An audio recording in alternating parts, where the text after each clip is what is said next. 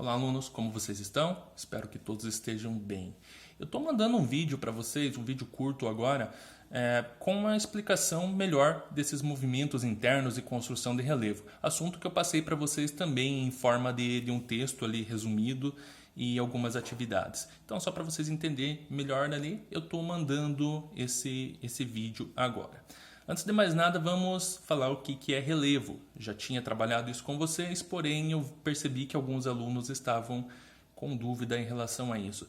Pessoal, relevo é super tranquilo, super simples de entender. Relevo nada mais é do que a forma como nós encontramos a superfície da Terra. Estou falando aí de morros, estou falando de planalto, colina, chapada, montanhas, enfim, né? As formas como nós temos na nossa superfície, tá? Eu tinha passado uma atividade para vocês pedindo que vocês colocassem formas de relevo aqui na nossa região. E aí que eu percebi que alguns alunos não tinham entendido direito, porque alguns alunos confundiram as formas de relevo com formas de vegetação, com tipos de vegetação. Responderam que uma forma de relevo na nossa região é a floresta de araucária, por exemplo. Floresta araucária está corretíssimo se a gente for falar da nossa região na questão de formação vegetal, mas não tem nada a ver com formas de relevo. Por exemplo, as formas de relevo que nós vamos encontrar aqui na nossa região, a gente vai encontrar morros, colinas, aí, né? Lembrando que nós estamos em cima de um planalto entre 700 e 800 metros de altitude em relação ao nível do mar. Então, relevo é apenas isso. Agora a gente vai entender como que esse relevo ele é construído, tá bem?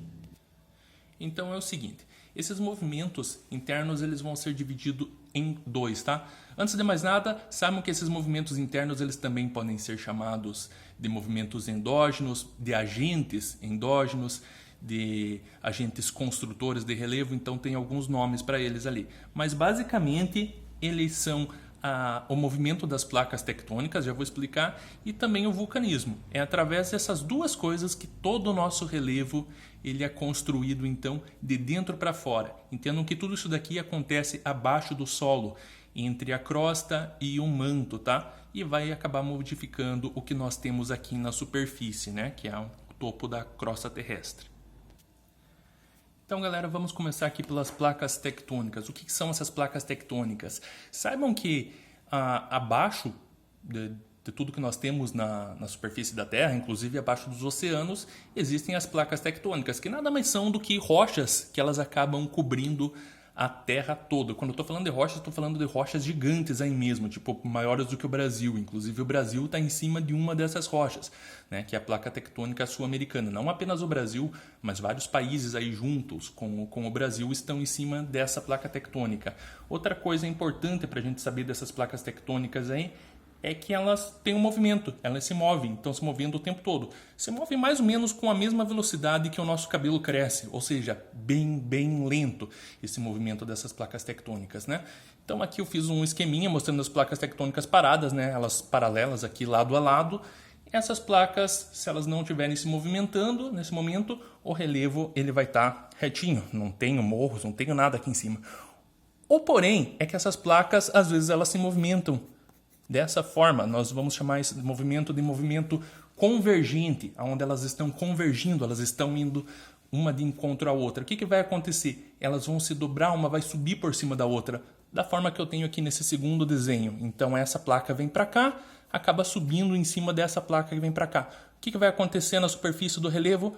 Vai formar montanhas, tá? Essas montanhas aí, elas surgem, não apenas uma montanha, mas se eu tenho tipo duas placas tectônicas, uma ao lado da outra, assim, essa placa está vindo para cá, essa placa está vindo para cá, toda essa parte aqui vai formar montanhas. Por isso que a gente tem as cordilheiras de montanhas, que é como se fossem caminhos de montanhas, né, na nossa superfície, como a Cordilheira dos Andes, por exemplo.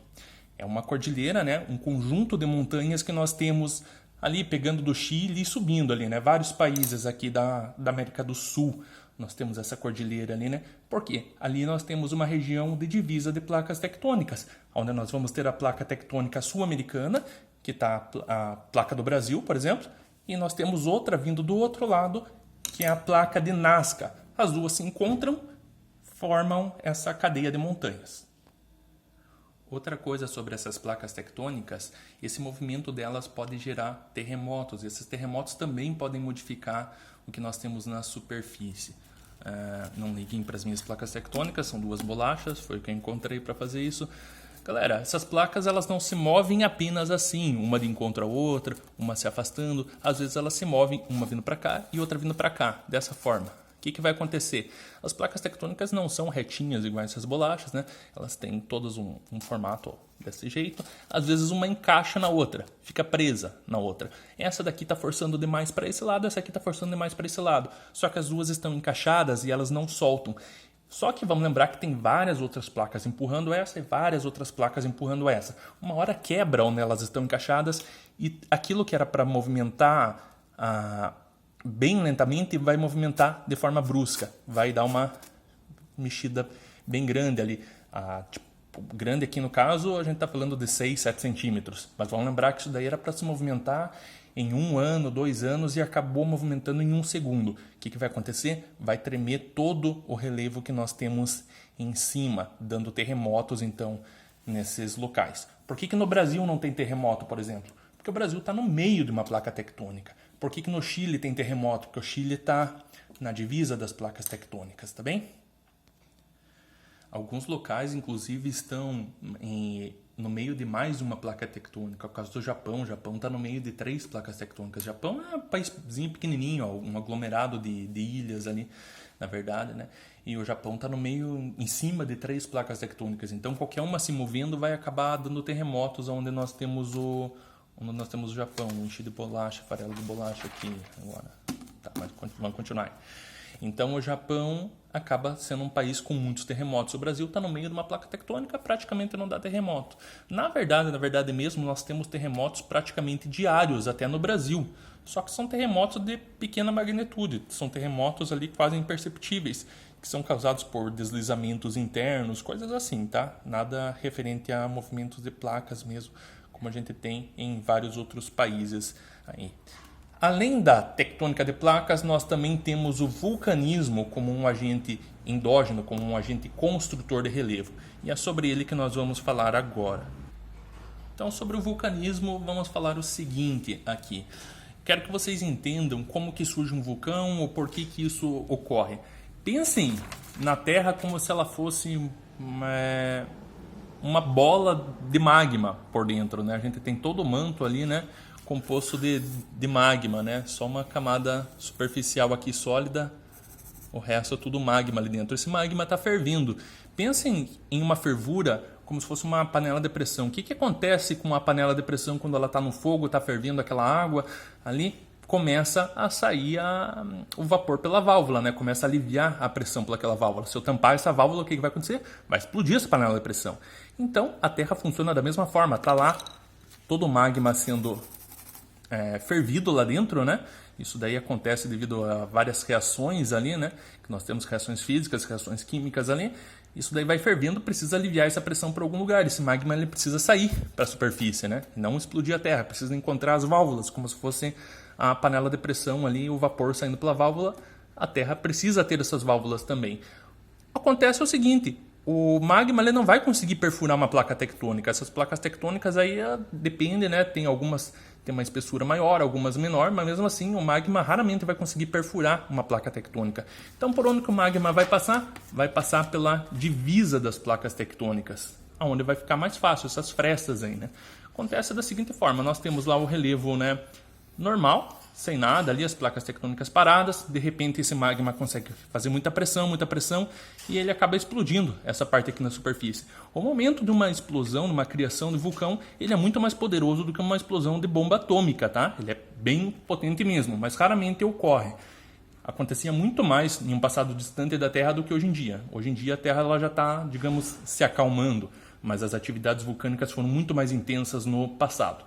O que acontece? Explode ali e de repente começa a vazar magma. Vaza um pouquinho para cá, um pouquinho para cá. Esse magma chegando à superfície, ele vai se resfriar, vai virar rocha. Vai formar um vulcãozinho baixinho. O que vai acontecer? Vai parar esse magma de escorrer, mas uma hora ou outra vai escorrer mais magma. Sai mais magma aqui, desce aqui, forma um vulcão maior ainda. Isso vai acontecendo ao longo do tempo, então vai derramando cada vez mais lava ali, cada vez mais magma. Na verdade, magma é o nome que se dá para ele embaixo da terra, e em cima da terra a gente dá o nome de lava. É a mesma coisa, só que nomes diferentes dependendo de onde ele está. Embaixo da terra, magma, em cima da terra, então, lava. Mas é o mesmo material, rochas e metais derretidos ali. Então o vulcão, mais uma vez, né? O vulcão vai surgindo baixinho, seca esse magma, vai saindo mais, secando, saindo mais, secando, saindo mais, e assim vai indo. Quando vê, forma um vulcão. Passa um tempo, esse vulcão se tampa ali, essa pressão aqui abaixo da terra lá alivia, e o que vai acontecer com o vulcão? Ele vai simplesmente se tornar uma montanha. Várias montanhas que nós temos no mundo, então, são formadas dessa forma, através do vulcanismo. Então, essas duas coisas constroem o nosso relevo. A tectônica de placas e o vulcanismo, tá bem? Esses são os movimentos construtores, os movimentos internos, os movimentos endógenos. Já falei que é toda a mesma coisa, então, né? Ariel, para. Acabou saindo um Ariel para aí por causa da minha gata. Vai lá, mostre quem é você. Essa é a Ariel, tá? Ela tá louca para comer a placa tectônica aqui. Pessoal, era isso daí que eu queria falar para vocês. Então, a semana que vem eu mando mais atividades e a gente vai falar de como o nosso relevo, então, ele é modelado de fora para dentro. Até mais.